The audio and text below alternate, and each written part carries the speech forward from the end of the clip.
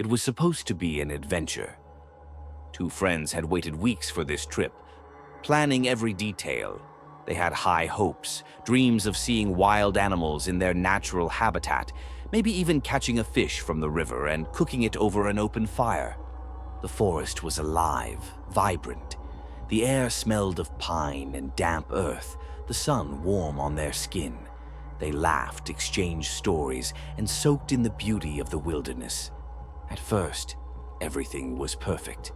Cut to a time lapse of the sun shifting in the sky, shadows stretching longer.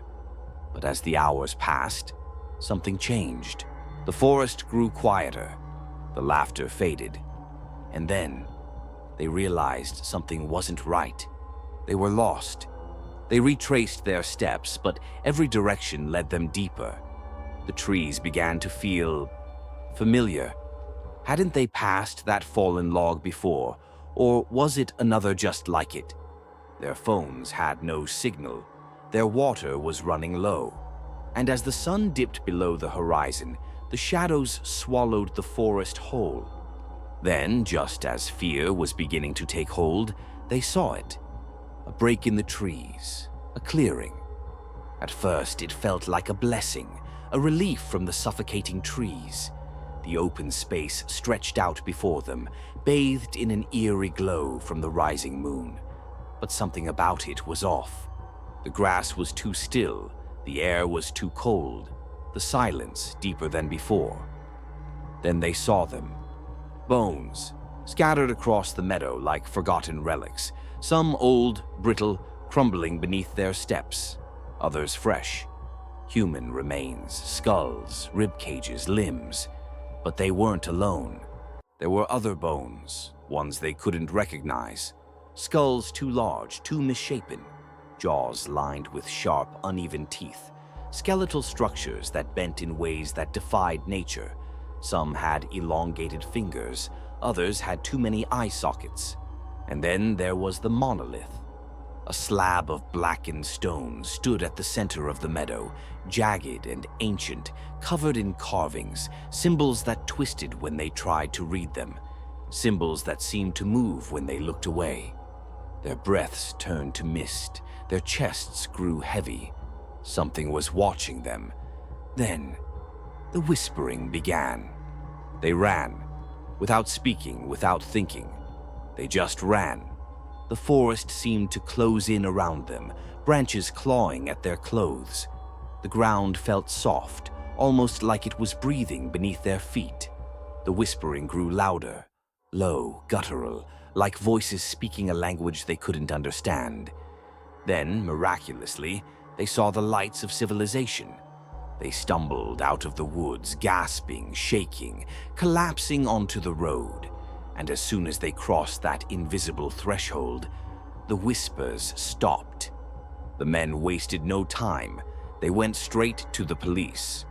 A search team was assembled, equipped with floodlights, thermal scanners, and trained dogs. But when they reached the location, the meadow was gone. No clearing, no bones, no stone slab, just an unbroken wall of trees, as if the forest had swallowed everything whole. Weeks passed. The memory refused to fade. Nightmares plagued them, visions of something moving in the trees, watching, waiting. The whispers didn't stop. At night, they swore they could still hear them, faint, calling them back. Their families begged them to forget, to move on. But they couldn't. They had to know the truth. This time, they came prepared. No more wandering blindly. They packed maps, compasses, a GPS tracker, extra batteries, and even a flare gun. They marked their path with ribbon, carving symbols into trees to make sure they could find their way out. Their families begged them not to go, but they had made up their minds. They entered the forest once more. At first, everything seemed normal. The trees looked the same, the trails unchanged, but then strange things started happening. Their compass needles spun erratically. The GPS refused to connect. The trail markers they had left on the way in were gone. And then, they found it. The meadow had returned. But it had changed. The bones were still there, but more had appeared. Fresh remains. The monolith was larger, the carvings deeper, almost pulsating like open wounds. And the whispering was no longer distant. It was all around them. Something stepped forward from the shadows. They never had a chance to run. Days turned into weeks. Their families reported them missing. The police searched. They found nothing.